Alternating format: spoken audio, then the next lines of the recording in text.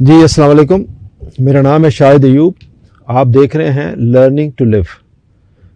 غصہ کے اوپر ہم بات کر رہے تھے اور یہ ہے اس کا پارٹ 2. غصہ ہمارے معاشرے میں کیوں زیادہ ہو گیا ہے وقت کے ساتھ ساتھ، ایک تو ہم نے یہ ڈسکس کرنا ہے.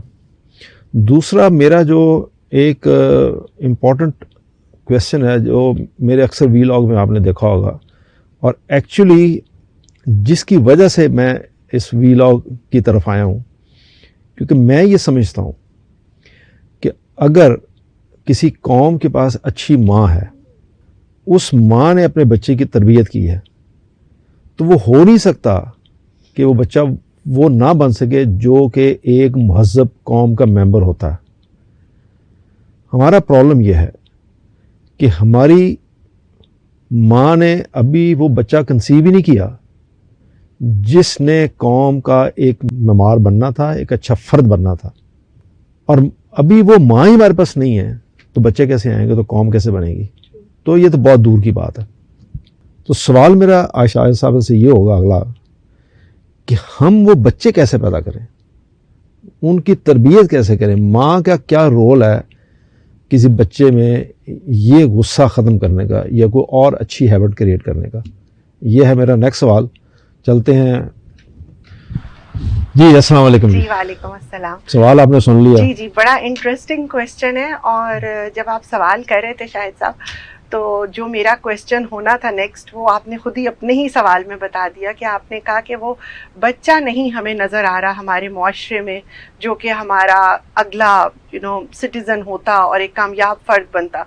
تو میرا بھی ایکچولی یہی پوائنٹ آف ویو ہے کہ دیکھیں، بچہ تو تب بنے گا اور تربیت پائے گا نا جب ایک تعلیم یافتہ، ایک سیٹسفائیڈ ماں اس کو مہیا ہوگی. یہی تو دکھ ہے. جی، تو اب بات ساری یہ کہ ہم بچے پہ تو بعد میں آئیں گے. پہلے اگر ہم بات کرتے ہیں اس ماں کی، اس عورت کی جس نے کہ ایسے گھر کو بنانا ہے جہاں پہ غصہ نہ ہو، تاکہ اس گھر میں پیدا ہونے والی جو اولاد ہے اس کو ایک نرم مزاج ماحول ملے اپنے ارد گرد.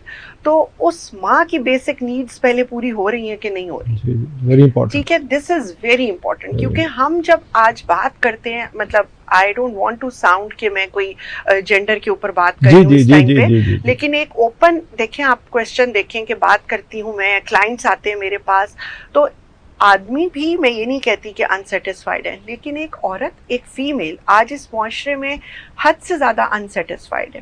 اگر وہ جاب کے لیے نکلتی ہے تو اس کے اوپر گھر کا بھی پریشر ہے، اس کے اوپر بچوں کی تربیت کا بھی پریشر ہے، اس کو اپنے آپ کو جاب میں بھی پروف کرنا ہے، ورنہ اس کو آسانی سے کہہ دیا جاتا ہے کہ آپ گھر بیٹھ جائیں. کمپیٹ اس نے وہاں بھی کرنا ہے، گھر پہ بھی اس کے اوپر سارے فرائض پورے کے پورے ہیں. یا ایسی خواتین بھی موجود ہیں جن کو گھر سے باہر نکلنے کی اجازت ہی نہیں ہے، یا ان کو فائنینشیل انڈیپینڈنس ہی نہیں ہے.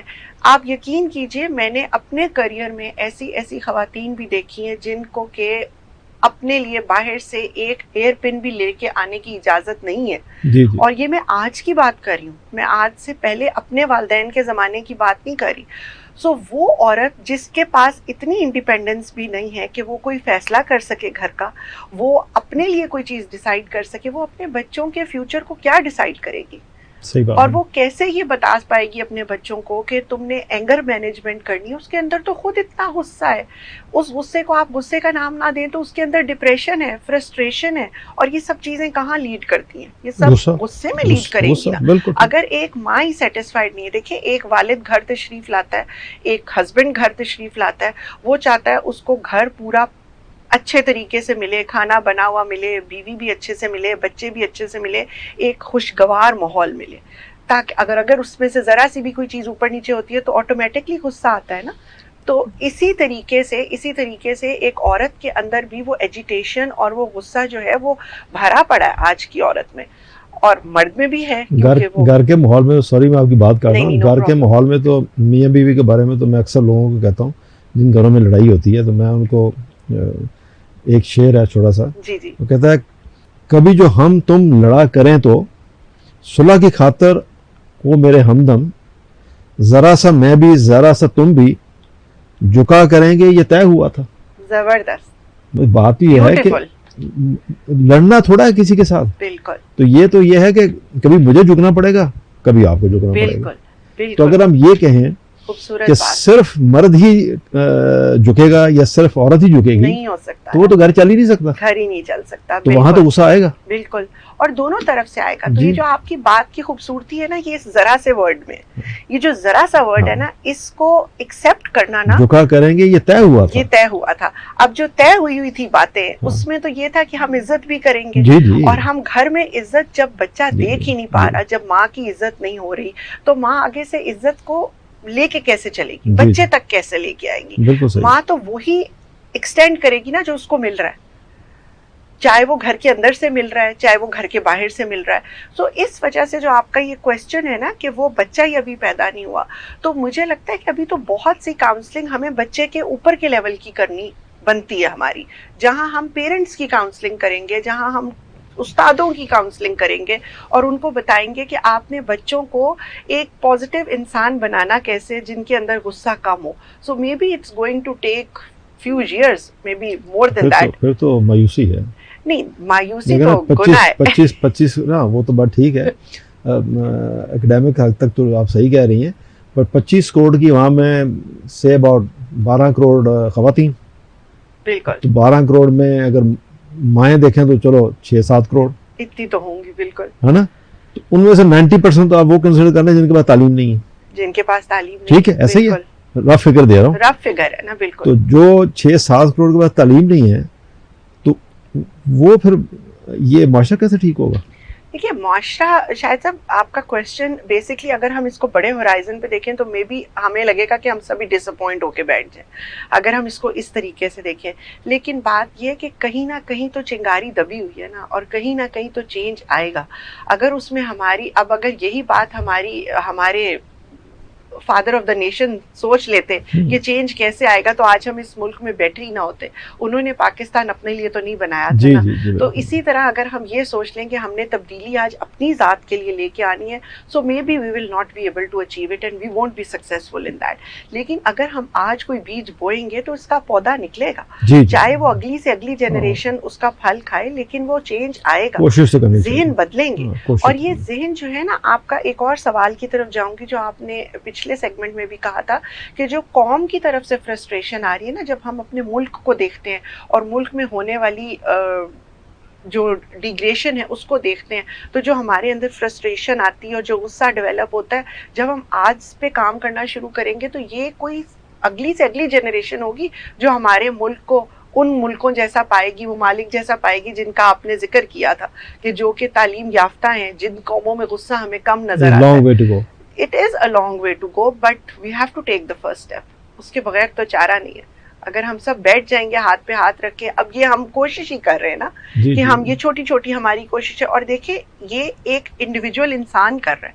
مطلب I have to give you credit for that کہ ہاں, آپ کوئی یہ نہیں کہہ رہے کہ پوری بہت بڑی ٹیم ہے جس کو لے کے آپ ایز این انڈیویجول یہ کوشش کر رہے ہیں. قرآن میں کہتا ہے نا کہ اللہ کہتا ہے انسان سے, یہ نبی سے, مجھے اب ایگزیکٹلی کوڈ یہ یاد نہیں, آور فرینڈ, اب چونکہ بوڑھے ہو گئے تو میموری بھی ختم ہو گئی ہے, وہ کہتے ہیں کہ نبی تم سے یہ نہیں پوچھا جائے گا انہوں نے کیا کیا, تم سے تو یہ پوچھا جائے گا تم نے کیا کیا. ایگزیکٹلی. تو ہر انسان اپنے اعمال کا ذمہ دار. ہم نے تو اس لیے شروع, آپ نے بھی اس لیے, بالکل آپ کی مہربانی, آپ تشریف لائیں.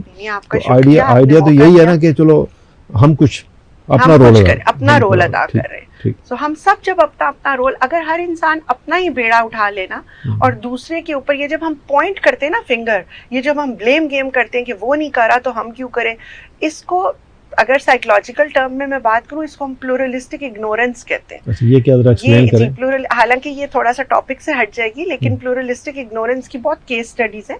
اس میں یہ ہوتا ہے کہ فلاں جگہ آگ لگی اور پیڈسٹرینز گزر رہے تھے اور بلڈنگ میں دیکھی انہوں نے آگ لگی ہوئی ہے, تو ہر بندہ گزر گیا وہاں سے یہ سوچ کے کہ میرے سے پہلے جو لوگ گزرے ہوں گے انہوں نے تو کال کر لی ہوگی نا فائر بریگیڈ کو. تو دیکھتے دیکھتے کسی نے بھی نہیں کی اور ساری بلڈنگ جل کے خاک ہو گئی.